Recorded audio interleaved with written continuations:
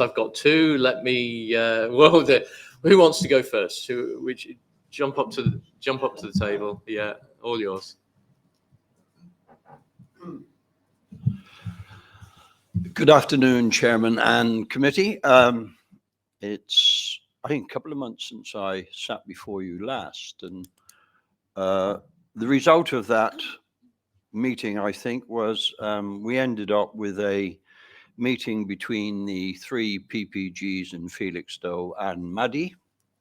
She came along and took questions, I think, from the PPCs across three surgeries. And the concern that those of us living on the peninsula have is that we are going to have a population increase of around 10,000 people over the next local plan period. Now, I missed your last meeting because I was attending a family funeral in Devon, but you may have been made aware from Mandy that she had that meeting with the three PPGs, and I think the solution was that we would go out to consultation, or rather you would go out to consultation. I think I would be right in saying that those of us that were at the meeting considered that to, in some respects, to be kicking the can down the road.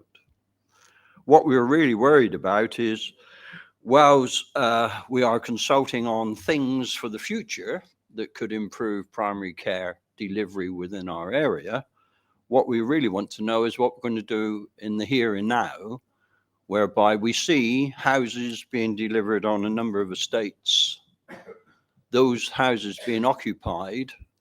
We're aware that all three surgeries are currently oversubscribed since the closure of Walton.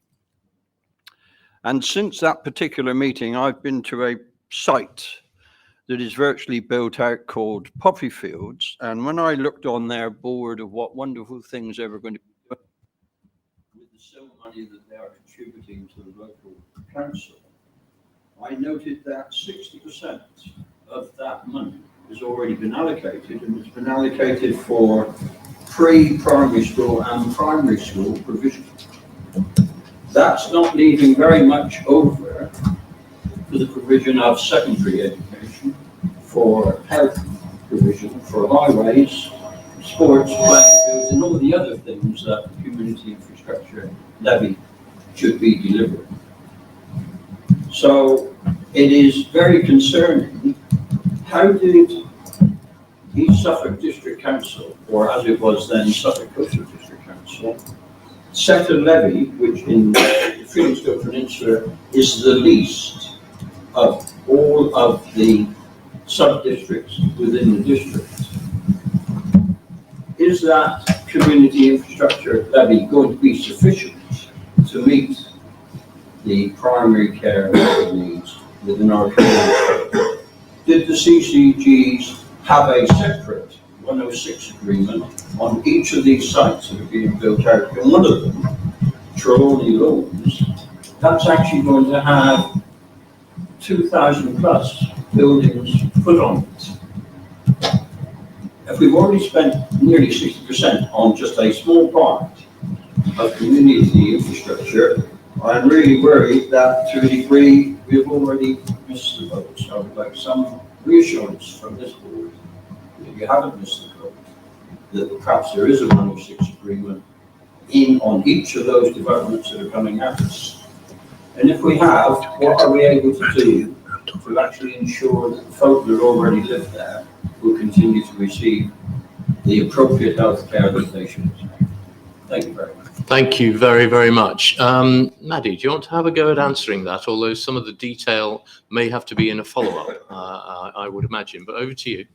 Yes, thank you. So I believe when we came to meet with the PPGs, we confirmed that we would be undertaking a detailed piece of work to understand the full demand as it is today, as you rightly point out, and what that was forecast into the future. And that piece of work is ongoing, and we confirmed that we would report back an interim in June. So we will do that. We also, as you know, had conversations about engagement with the community and opening up to views about the needs and the aspirations of the community. There has been, that has begun. We were very careful about that during the pre-election period, but that work has also begun through the SNE, Let's Talk SNE website. There is ongoing dialogue with our estates leads and East Suffolk Council. So this work is ongoing. There's also detailed engagement between the League of Friends and our colleagues at ESNEFT. So that's very live. I know I've seen further emails about that today. So whilst I don't think I can answer all of your questions today, Michael, I think I can give you assurance that the work is ongoing and that we will be able to return with those findings and consideration of the next steps. So in June, report Yes. back in June. Yes. Okay, lovely. I really didn't hear assuming it's sold, because if for the Felixstowe Peninsula is the least discharged across the whole of East Suffolk District Council, if there isn't a 106, and if the sill that has already been agreed and taken from the developer will not meet our needs, what then can this board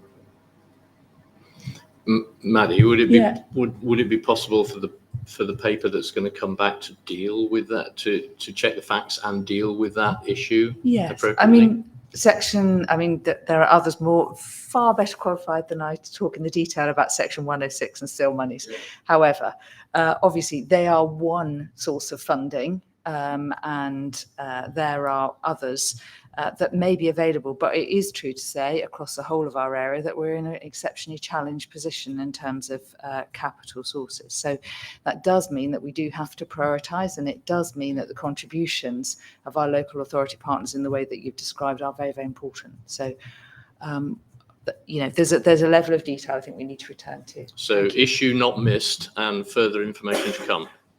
Thank you, Michael.